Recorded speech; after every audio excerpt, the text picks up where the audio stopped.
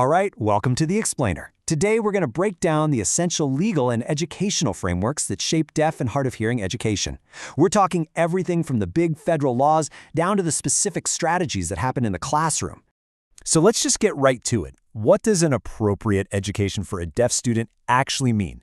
According to the law. Well, the answer isn't just one simple sentence. It's really a framework, one that's built on federal law, major Supreme Court rulings, and the day-to-day strategies used in the classroom. Our journey has to start at the federal level with a law called the Individuals with Disabilities Education Act, or IDEA. This is the big one. It's the foundational law that guarantees a free and appropriate public education for every student with a disability. Right at the heart of IDEA, you'll find this really crucial concept called Specially Designed Instruction, or SDI. And get this isn't just a suggestion or a best practice. This is the legal definition of what special education is. It is a mandate to actively adapt how you teach to meet a student's unique needs. And what's great is that SDI breaks down into three really concrete pillars. It's not some vague, abstract idea. It means educators have to consciously adapt the content, what they teach. They have to adapt the methodology, how they teach, and they have to adapt the delivery, the way they present the information. So this is absolutely crucial. IDEA guarantees that students with disabilities get access to the very same curriculum as their peers. But, and this is a big but, it does not require that curriculum to be taught in the exact same way. The goal is meaningful access, and to get there, you often have to take a different path. Okay, so we have the law, but how do you make sure it's being followed in a meaningful way? Well, let's talk about a landmark Supreme Court case that gave this federal law some real teeth. Because for years, the standard for what counted as appropriate was, well, let's just say it was often incredibly low. That all changed in 2017 with the Andrew F. case. Basically, the parents of a child with autism argued that their son's education plan just wasn't providing any real meaningful benefit. The case went all the way to the Supreme Court. And this was the result. The Supreme Court unanimously rejected a minimal standard.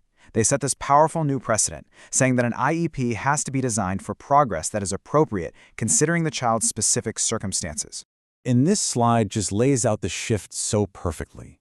The old standard was often interpreted as progress that was, quote, merely more than de minimis. It's a fancy legal term for, just barely measurable, basically nothing. The Andrew F. ruling threw that out and established a markedly more demanding standard. Aiming low was no longer legally good enough. Okay, so let's bring this down from the big national level and see how a state like Texas takes these federal requirements and builds on them. Because state laws can add even more specific protections. And in Texas, the focus really zeroes in on communication.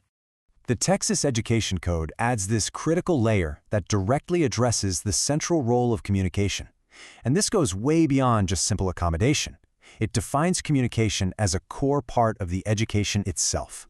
Listen to how clear this is. It says, a student's communication mode, whether that's ASL, spoken English, whatever, has to be respected, it has to be used, and, this is the key part, it has to be actively developed. The school actually has a responsibility to help that student get better at communicating in their own language. So we've got the federal law, we've got the state mandate.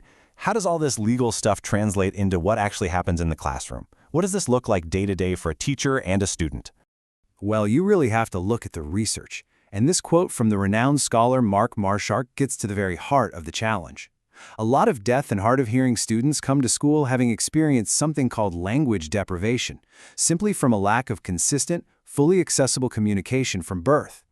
This can create gaps that school instruction has to very intentionally address. So to bridge those gaps, teachers use a whole toolkit of strategies, and these are perfect, real-world examples of specially designed instruction in action. We're talking about things like direct vocabulary instruction, focusing on language development, building up background knowledge, using tons of visual aids, even modifying texts and pacing to make sure academic content is truly getting through. This reality has also pushed educators to be really innovative, because many programs for deaf students, like the regional day school programs for the deaf, often have kids from multiple grade levels all in one classroom. So what do? Well, many use a model called vertical teaching. It allows them to teach a core concept, say fractions, to the whole group while changing up the complexity and the support for each individual student. It's pretty smart. Okay, let's pull all of these threads together. We've talked federal law, a huge Supreme Court case, and specific state rules. So when you weave it all together, what are the essential, non-negotiable takeaways for parents, teachers, and administrators? It really all boils down to four. Four clear core requirements that basically form the blueprint for an appropriate education for a deaf or hard-of-hearing student. All right, here they are. Number 1, you must provide specially designed instruction. 2, you have to ensure access to the general curriculum.